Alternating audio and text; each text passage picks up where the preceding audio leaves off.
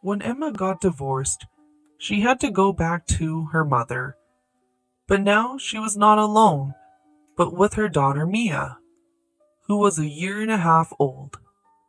Emma's mother, Helen, had long lamented that her daughter should have thought carefully about who she was marrying. I told you I didn't like him. So now what? Are you going to live off me with the baby?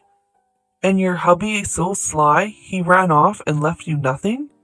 You should have sued him, raged the mother.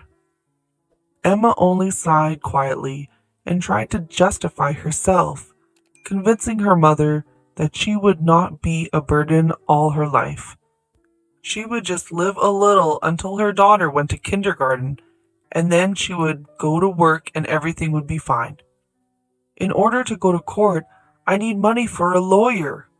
And frankly speaking, we didn't have anything in common. Possession, we rented an apartment.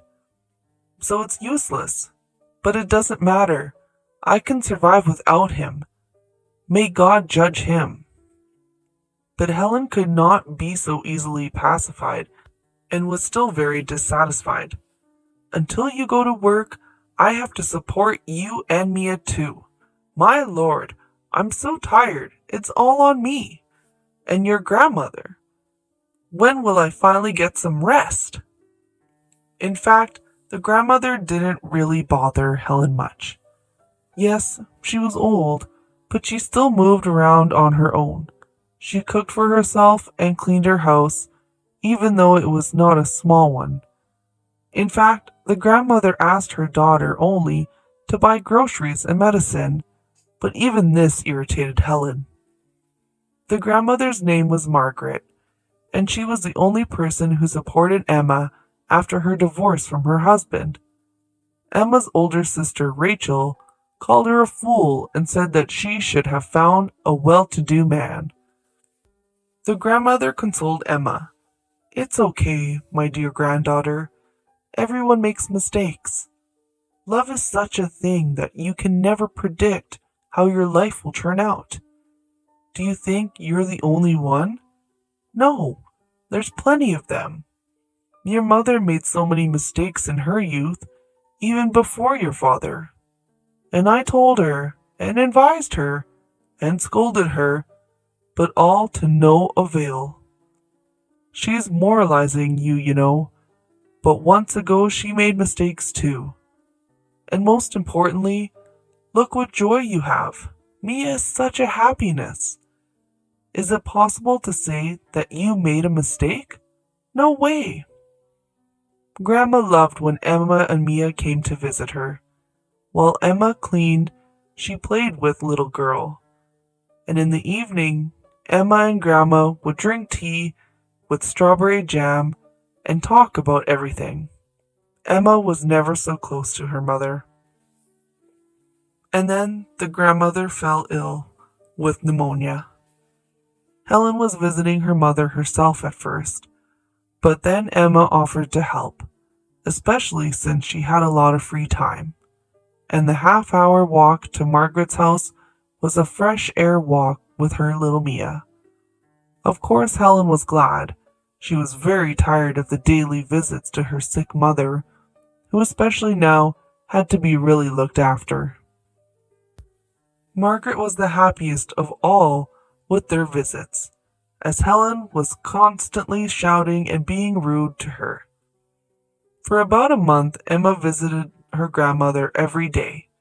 Sometimes, especially in bad weather, she asked her sister to take her and Mia by car, but Rachel always rejected, saying that she had no time, that her boyfriend was waiting for her, or her manicure had not dried, or some other silly reason. In general, Rachel was sure that nothing would happen to Grandma if she stayed alone for one day. Anyway, Grandma recovered and everything went on as usual, except that now Emma was the only one who visited Margaret. Mom and sister silently entrusted this duty to Emma, although for her it was not a duty, rather a gesture of caring and love for her family member. And then Margaret had an unfortunate fall and broke her femoral neck. She was in the hospital for a few weeks. Then she was discharged and prescribed strict bed rest, as the fracture had healed very slowly. When Margaret was brought home, the question of who was going to take care of her arose. Emma wanted to move the grandmother to her mother's house, but Helen and Rachel were strongly against it. They said they wouldn't take care of her, and in general, they had endured a lot from Margaret when they were treating her during her pneumonia. Emma's sister insisted that they only had 3 rooms and there was nowhere to put grandmother.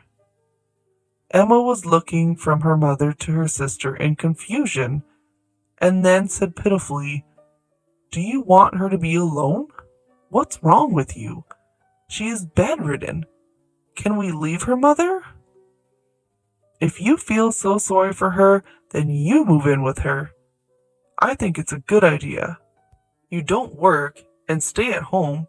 At least you'll do something useful. You will look after the grandma and you won't have to go back and forth," joyfully proclaimed Rachel. "And in general, if you don't agree, then I will send my mother to a nursing home.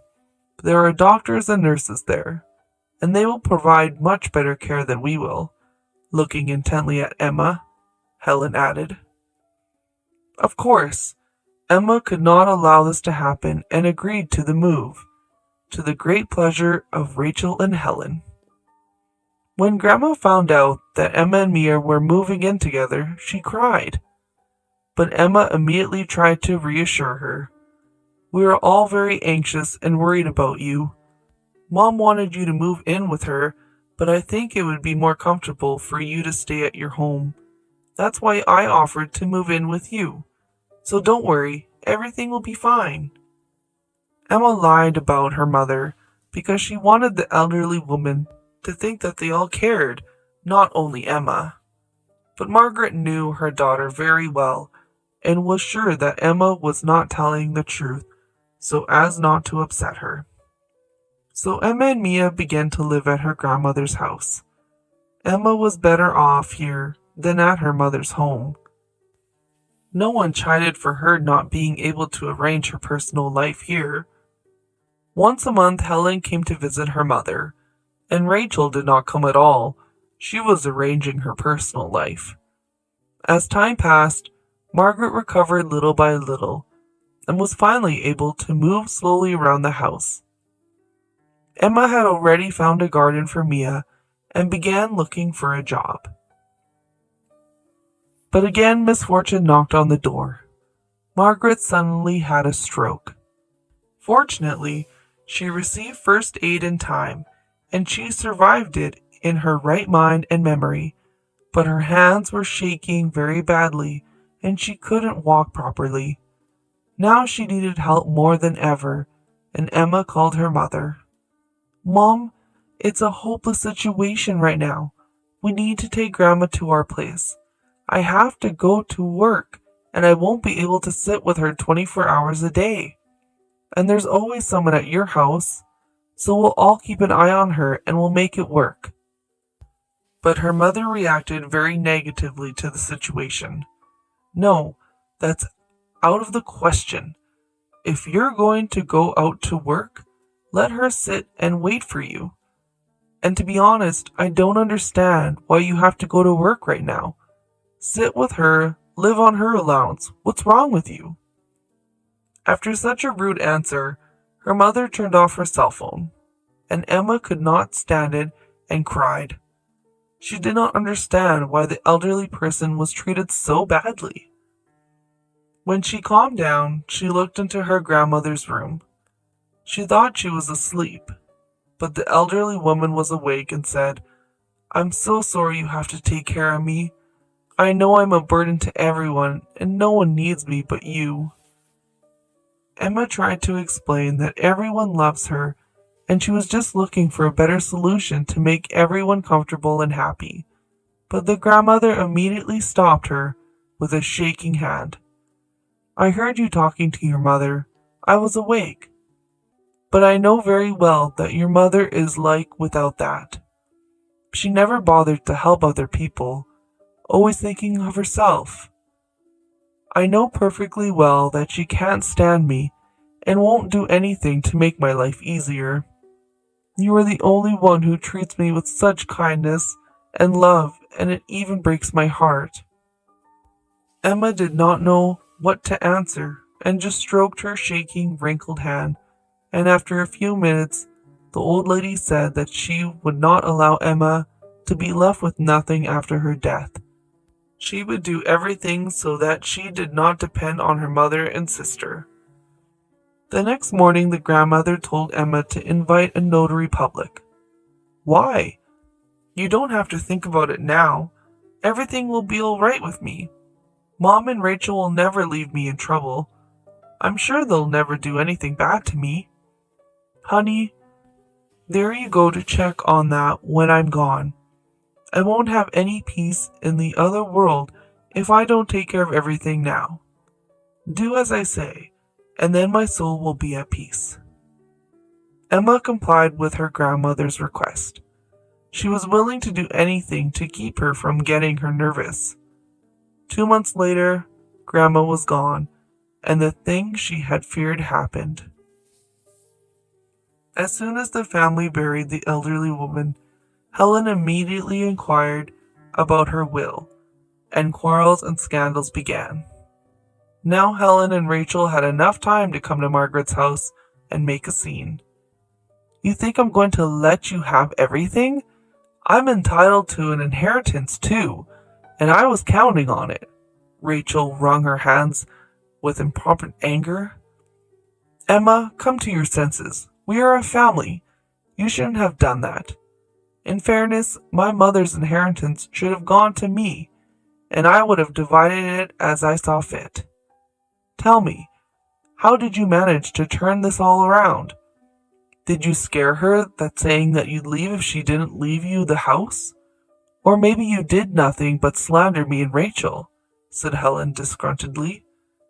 Emma was shocked by what she heard from her sister and mother. "Shame on both of you. You know very well I wanted us to take care of Grandma together. If you, Mother, came more often, and not for 5 minutes, you would have known that I only spoke well of you, and I always defended." But Grandmother was not blind.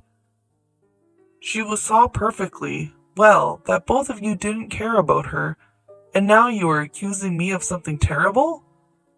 Rachel finally lost her temper and interrupted Emma. "Of course! Who else should I blame? You've been sitting here with our grandmother and pretending to be a saint? You didn't even have to say mean things about us. It was obvious by the way you looked at us. Maybe she was crazy, and you took advantage of that. That should have been checked to see if it's all legal. Maybe she was really against it.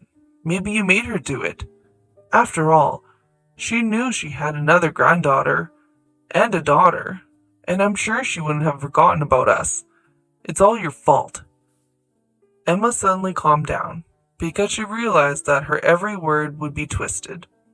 Her sister and mother were against her, and she would never be able to prove to them that it was all her grandmother's decision. "But tell me, Rachel, how could she remember if you never once came to see her? Not even for 5 minutes. You had internal affairs, and only now can you put them aside to come and scandalize. You don't understand. Grandma loved us all. She just decided that I was more in need than you, and she did what she thought was important and necessary for her." Helen frowned. "Yes, I can see how she loved us. It seems to me that she did everything to spite us. Listen, Emma, let's do the right thing. Let's sell the house and then split the money among the 3 of us. I think that's the best thing to do." Emma probably would have done that, but she had the daughter to take care of.